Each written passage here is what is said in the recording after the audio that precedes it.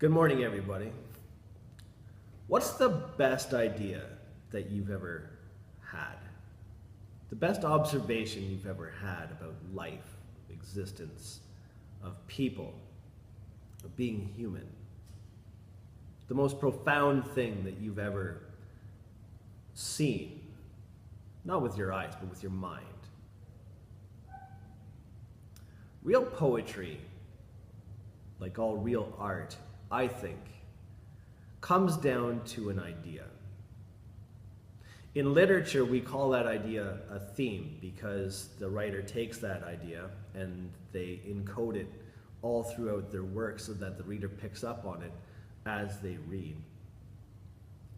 In poetry, because it's smaller, the idea is put on display. It's almost like set on a pedestal for the audience to read. And this is one of my gripes with postmodern poetry, is the postmoderns, I think, made a grave error in assuming that new equals good, original equals good. Just because something is new or original doesn't mean that it's good or meaningful. So an example that I came up with when I was in an argument in university with somebody over this was, I could be the first person to ever take a lump of dog poop and put it in a box and put that box on a pedestal. I could be the first person to do that. But that doesn't mean that I've just created art, right? Now, originality, obviously, it has something to do with it. If you're adding something to the conversation, and this is my extended metaphor, if you're adding something to it, if you're adding something or trying to add something that's already been added, you're not really adding anything at all, are you? Right? And so this is something that, with regards to literature, I teach students that, when you're coming up with a theme for a story, you don't want that theme to be something that everybody already knows. Because if everybody already knows it, then there's no purpose for your story on an intellectual level, right? And the same is true with poetry. If the idea that you're sort of like is like the core of the poem is something that everybody already knows, then what's the purpose of writing that poem? Is it needed? It's superfluous. We don't need it at all. And so there's a certain amount of originality that's important, but what's more important is the value of that idea. A piece of dog poop in a box adds nothing to the conversation, right?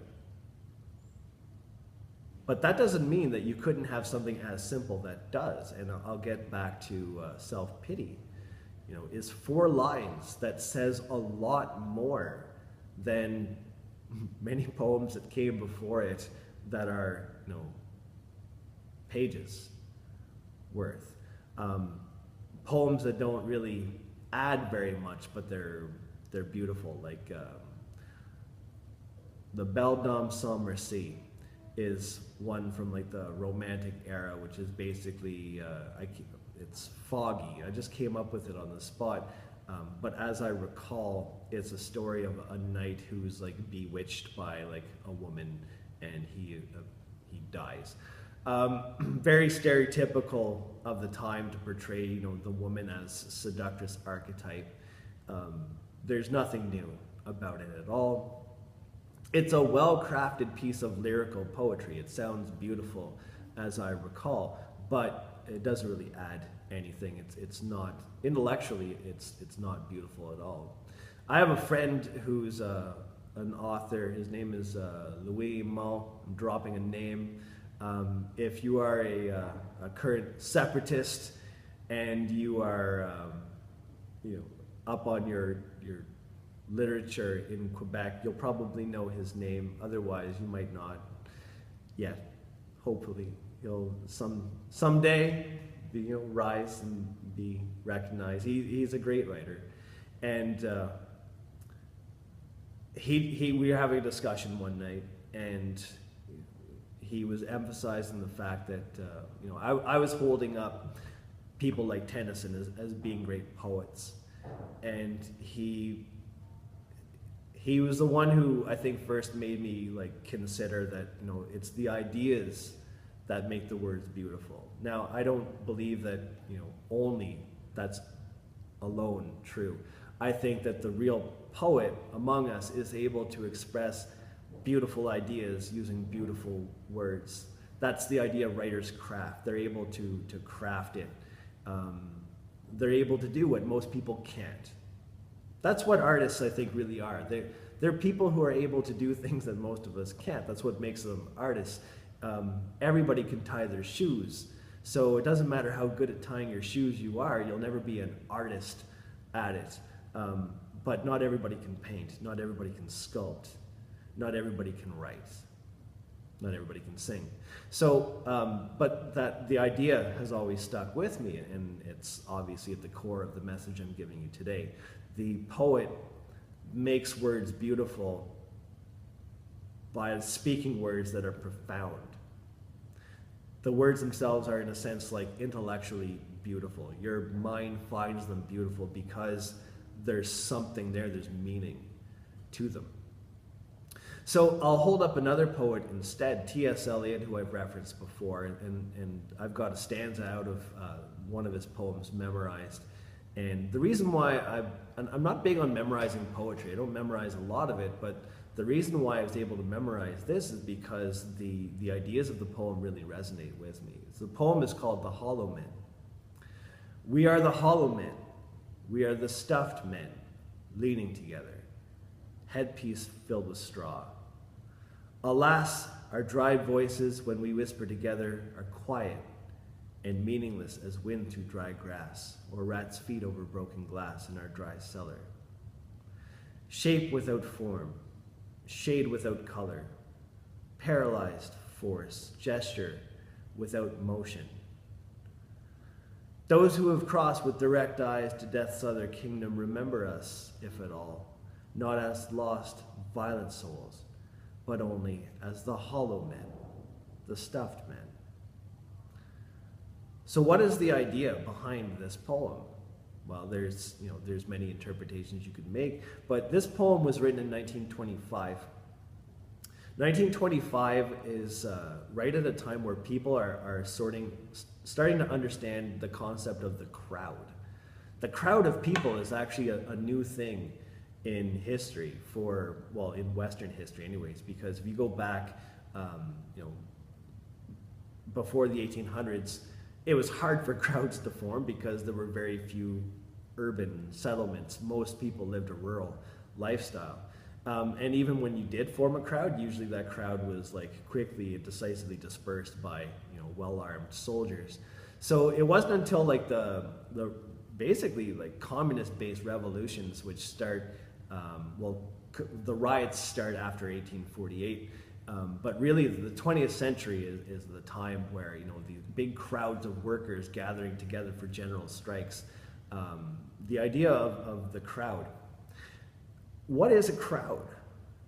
It's this group of people who all eventually they become of one mind. They're hollow and they're stuffed. The idea being that you take these people and then one charismatic leader can like make them all think the same way, and then that crowd moves all as one group, in a riot. That's a new thing in history. So you could read the Hollow Men as being sort of like related to that. I would relate it more the idea of degeneration, and I mentioned this before in another video.